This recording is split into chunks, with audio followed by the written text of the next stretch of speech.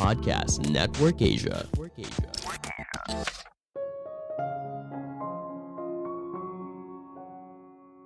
Kita tidak tiba-tiba saja memiliki hubungan yang sempurna, namun kita menciptakannya sendiri dengan membuat batasan. Halo semuanya, nama saya Michael. Selamat datang di podcast saya, Sikutu Buku. Kali ini saya akan bahas buku Set Boundaries karya Nedra Glover Tawwab. Sebelum kita mulai, buat kalian yang mau support podcast ini agar terus berkarya, caranya gampang banget. Kalian cukup klik follow. Dukungan kalian membantu banget supaya kita bisa rutin posting dan bersama-sama belajar di podcast ini. Buku ini membahas menciptakan boundaries atau batasan ketika berinteraksi dengan orang lain. Banyak orang kesulitan untuk menetapkan batasan dirinya. Mereka takut menyinggung perasaan orang lain ketika berbicara tentang apa yang membuatnya tidak nyaman. Namun, membuat batasan yang sehat sangat diperlukan. Kita harus belajar untuk bilang tidak pada hal yang tidak kita sukai tanpa perlu melukai perasaan orang lain. Saya merangkumnya menjadi 3 hal penting dari buku ini. Pertama, jangan takut untuk buat batasan. Mungkin kamu sering dengar kalau komunikasi adalah kunci hubungan yang sehat. Itulah sebabnya berbicara dari hati ke hati sangatlah penting. Kita tidak bisa berharap orang lain di sekitar menyadari apa yang membuat kita tidak nyaman. Saat kita mengutarakan apa yang tidak kita sukai, maka barulah orang tersebut sadar apa yang salah. Kenyataannya tidak seperti itu. Kita sering merasa kesulitan menemukan kata yang tepat untuk menetapkan batasan dengan orang lain. Misalnya, kamu ingin bilang ke temanmu untuk stop curhat masalah hidupnya saat kamu baru pulang kerja, karena kamu dalam kondisi yang sangat lelah. Seringkali kamu tidak tahu bagaimana cara ngomongnya. Kamu takut dianggap sebagai orang yang kasar, atau hal ini malah membuat teman kamu jadi kecewa. Kita khawatir atas hal yang mungkin terjadi setelah menetapkan batasan. Padahal, cara yang sangat jelas untuk menetapkan batasan adalah dengan memberitahu mereka apa yang kamu sukai daripada apa masalahnya. Misalnya kamu punya teman yang suka curhat soal hidupnya. Mungkin kamu bisa bilang, "Halo, sepertinya habis pulang kerja bukan waktu yang pas buat ngomong topik yang berat deh. Soalnya kepala saya juga masih penuh nih. Gimana kalau kamu tunggu sebentar sampai kita ngomong hal yang ringan dulu, baru nanti kamu cerita apa yang kamu rasakan." Seringkali, dalam upaya kita untuk menyenangkan dan bersikap baik dengan orang lain, kita lupa kalau sebenarnya kita sudah punya kata-kata yang ingin kita sampaikan. Ada fakta yang menarik. Tanpa kita sadari, sepanjang kita hidup, kita belajar kalau tidak boleh punya batasan. Misalnya, saat kamu berusia 2 tahun, kamu mulai bisa untuk bilang tidak pada hal yang tidak kamu sukai. Namun sayangnya, orang dewasa menganggap hal ini sebagai hal yang buruk. Sedari kecil, kita diajarkan tidak boleh bilang tidak boleh membuat batasan dengan orang lain. Kadangkala, kita tidak mau dipeluk, kita tidak suka makanan tertentu, dan ada hal yang tidak nyaman kita lakukan. Semua hal ini sayangnya dianggap sebagai perilaku yang tidak sopan, dan kita tidak dianggap sebagai anak yang baik. Ketika kamu sudah menjadi dewasa, jangan biarkan masa lalu kamu menentukan hidupmu saat ini. Kamu berhak untuk mengambil alih lagi hidupmu. Sudah saatnya kamu mulai memikirkan hal apa yang kamu sukai dan tidak sukai. Mungkin bukan yang kamu menolak, tapi situasinya saat itu jadwal kamu sedang penuh, maka kamu tidak bisa membantu orang tersebut. Kamu berhak untuk bilang tidak.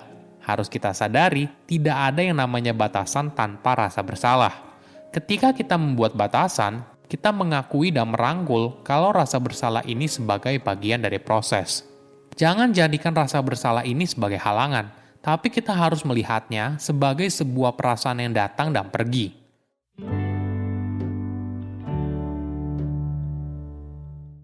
Kedua, apakah batasan itu penting?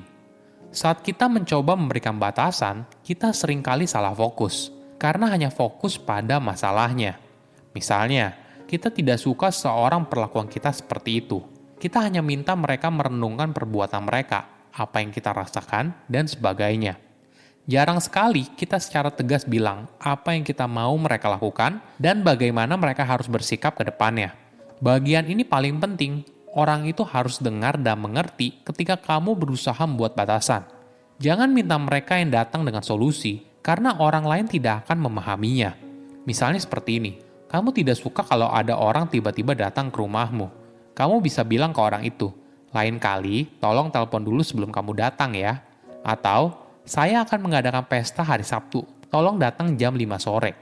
Ini contoh bagaimana kamu memberikan batasan kepada orang lain dan secara jelas menginformasikan apa yang kamu inginkan. Kenapa kita butuh batasan? Karena ini untuk menjaga ekspektasi setiap orang untuk merasa aman dan nyaman ketika berinteraksi. Perlu dipahami, ketika kamu bilang tidak, itu bukan tanda kalau kamu egois, tapi itu adalah tanda sayang kamu pada dirimu sendiri. Sama seperti ketika kamu di pesawat, saat terjadi hal yang tidak diinginkan, kamu harus memasang masker oksigen pada dirimu sendiri dulu, baru membantu orang lain. Ada beberapa tanda apabila kamu butuh batasan. Misalnya, kamu merasa kewalahan, kesal kepada orang lain yang minta tolong kepada kamu, burnout, dan sebagainya. Untuk lebih memahaminya, penulis membagi 3 level batasan, porous, rigid, dan healthy. Tingkat pertama adalah porous boundaries. Ini adalah ketika kamu tidak punya atau memiliki batasan yang lemah. Batasan yang kamu buat tidak efektif, entah karena kamu tidak mengkomunikasikannya dengan baik atau tidak menindaklanjuti batasan yang sudah kamu buat. Ada beberapa tanda kalau kamu berada dalam porous boundaries. Misalnya kamu selalu bilang iya, terlalu banyak berbagi informasi apapun, berusaha menyenangkan orang lain, dan sebagainya.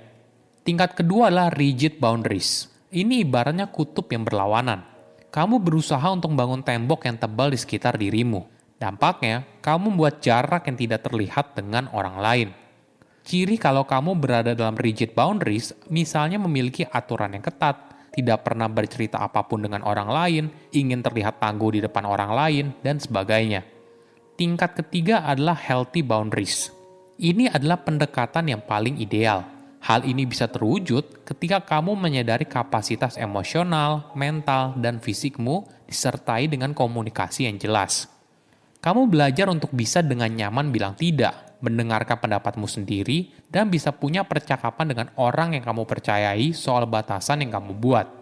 Di sisi lain, kamu juga menghargai batasan orang lain dan nyaman ketika orang lain bilang tidak tanpa merasa tersinggung.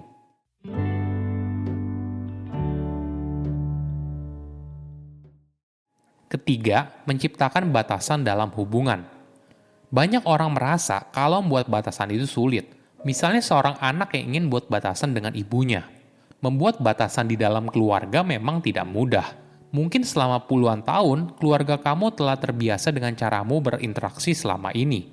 Ketika kamu menuntut perubahan dan minta batasanmu dihargai, tentu saja hal ini tidak mudah. Namun pembicaraan ini akan buat hubungan kamu dan keluarga kamu menjadi lebih baik. Sama halnya ketika kamu bekerja. Tidak ada yang namanya karyawan sempurna. Kamu bisa punya batasan dan menjadi karyawan yang baik. Ingat, kamu boleh dibilang menghabiskan minimal 1/3 harimu untuk bekerja, oleh karena itu, ciptakanlah kondisi yang nyaman. Bagaimana bila orang lain selalu melanggar batasan yang kamu buat? Pada dasarnya, setiap orang pasti pernah menghargai batasan orang lain. Yang paling penting, kamu bangun konsistensi dan konsekuensi. Konsistensi untuk terus menyampaikan batasan yang kamu buat dan ingatkan orang tersebut atas konsekuensinya apabila mereka melanggar. Membuat batasan bukan untuk membuat jarak antara dirimu dengan orang lain, namun membuat batasan adalah untuk menciptakan hubungan yang nyaman. Saya undur diri, jangan lupa follow podcast Sikutu Buku. Bye-bye.